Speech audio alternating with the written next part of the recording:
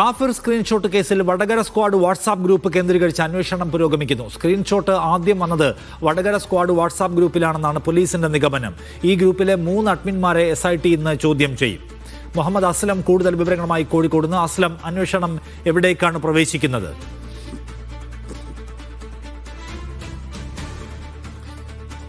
നിഷാദ്, കാഫിർ സ്ക്രീൻഷോട്ട് അന്വേഷണം പ്രത്യേക അന്വേഷണ സംഘം ഏറ്റെടുത്തതിന് ശേഷം അത് വടകര ആദ്യം നമുക്കറിയാം റിബേഷ് രാമകൃഷ്ണനിൽ എത്തി നിന്നായിരുന്നു കഴിഞ്ഞ അന്വേഷണമെങ്കിൽ അവിടെ നിന്നൊരു പടി കൂടി കടന്നുകൊണ്ട് റിബേഷ് രാമകൃഷ്ണൻ കിട്ടിയത് വടകര സ്ക്വാഡ് എന്ന വാട്സപ്പ് ഗ്രൂപ്പിലാണെന്ന് കണ്ടെത്തുന്നു. അതിൽ പോസ്റ്റ് ചെയ്ത ജിതിൻ ഭാസ്കറിനെ പോലീസ് ചോദ്യം ചെയ്തു. തുടർന്ന് അത് സംബന്ധിച്ചുള്ള അനുബന്ധ കാര്യങ്ങൾ ചോദിക്കുന്നതിന് വേണ്ടിയും അതോടൊപ്പം തന്നെ വടകര സ്ക്വാഡിൽ തന്നെയാണ് ഇത് ആദ്യമായി വന്നതെന്ന് ഉറപ്പുവരുന്നതിന് വേണ്ടിയൊക്കെ അതിന്റെ 5 അഡ്മിന്മാരെ, അതായത് വടകര സ്ക്വാഡിലെ വാട്സപ്പ് ഗ്രൂപ്പിലെ 5 അഡ്മിന്മാരെയാണ് ഇന്ന് വിളിച്ചിരിക്കുന്നത്. നമ്മളിപ്പോൾ നിൽക്കുന്ന വടകര ക്രൈംബ്രാഞ്ച് ഓഫീസിലാണ്. ഇവിടെ ക്രൈംബ്രാഞ്ച് DYSP T മനോഹരന്റെ നേതൃത്വത്തിലാണ് ചോദ്യം ചെയ്യൽ നടത്തുക. അദ്ദേഹം 5 പേരെ ആണെന്ന് വിളിച്ചു ചേർത്തിട്ടുള്ളത്.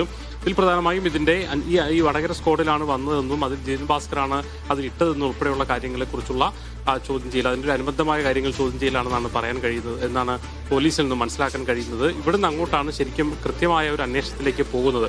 നേരത്തെ വരെ നമുക്കറിയാം ഇത് റിബേഷ് രാമകൃഷ്ണൻ എത്തി അവിടെ നിന്ന് എങ്ങോട്ട് എവിടുന്ന് തന്നതെന്നുള്ള ലഭിച്ചതെന്ന വിവരം റിബേഷ് നൽകിയില്ല എന്ന് പറഞ്ഞ അന്വേഷണത്തിനടുത്ത് വടകര സ്ക്വാഡിലാണ് വന്നതെന്നും ജിതിൻ ഭാസ്കറാണ് അത് ഇട്ടതെന്നും അവിടെ നിന്നാണ് റിബേഷിന് അത് കിട്ടിയതെന്നുമുള്ള വന്നതോടുകൂടി തന്നെ ഇതിന്റെ ഉറവിടം, ഇതിൽ വന്ന ആദ്യ കേന്ദ്രം എന്ന് പറയുന്നത് വടകര വാട്സ്ആപ്പ് ഗ്രൂപ്പാണെന്നുള്ള കാര്യത്തിൽ പോലീസിന് വ്യക്തത വരുന്നുണ്ട്. അത് സംബന്ധിച്ചുള്ള അനുബന്ധ തെളിവെടുപ്പുകളും മറ്റുമാണ് ഇനി നടക്കാനുള്ളത്. ഇവിടുന്ന് അങ്ങോട്ടാണ് ഇത് ആരാണ് രൂപീകരിച്ചത് അല്ലെങ്കിൽ ആരുടെ നിർദ്ദേശപ്രകാരമാണെന്നതിലേക്ക് പോലീസിന് കടക്കാൻ കഴിയുക. എന്തായാലും ഈ മൊഴികൾ എടുപ്പു അതോടൊപ്പം തന്നെ അതേ സമാന്തരമായി തന്നെ ശാസ്ത്രീയമായ പരിശോധനാ ഫലം കൂടി പോലീസ് പ്രതീക്ഷിക്കുന്നുണ്ട്. അതിനനുസരിച്ച് മുന്നോട്ട് പോകാനാണ് പ്രത്യേക അന്വേഷണ സംഘത്തിന്റെ തീരുമാനം. എന്തായാലും ഇന്ന് 5 പേർ വടകര സ്ക്വാഡ് വാട്സ്ആപ്പ് ഗ്രൂപ്പിലെ 5 പേരെന്ന് ചോദ്യം മുന്നിലുണ്ടാവും. അവരുടെ നിന്ന് ഉള്ള വിവരങ്ങൾ അനുസരിച്ചായിരിക്കും ബാക്കി മൂവ്മെന്റുകൾ ഉണ്ടാകുക എന്ന് മനസ്സിലാക്കാൻ കഴിയുന്നത്. എന്തായാലും കേസ് അന്വേഷണം SIT ഏറ്റെടുത്തതിന് ശേഷം നിർണായകമായ ഒരു വഴിത്തിരിവിൽ തന്നെയാണ് നിൽക്കുന്നത്. വടകര വാട്സ്ആപ്പ് ഗ്രൂപ്പ് കേന്ദ്രീകരിച്ച് അന്വേഷണം മുന്നോട്ട് പോകുന്നു. അതിലാണ് ആദ്യം വന്നതെന്ന് കരുതുന്നു. അതോടൊപ്പം തന്നെ അതിൽ ആരിട്ടു അല്ലെങ്കിൽ ആരുടെ നിർദ്ദേശപ്രകാരം രൂപീകരിച്ചു എന്ന ചോദ്യങ്ങൾക്കാണ് ഇനി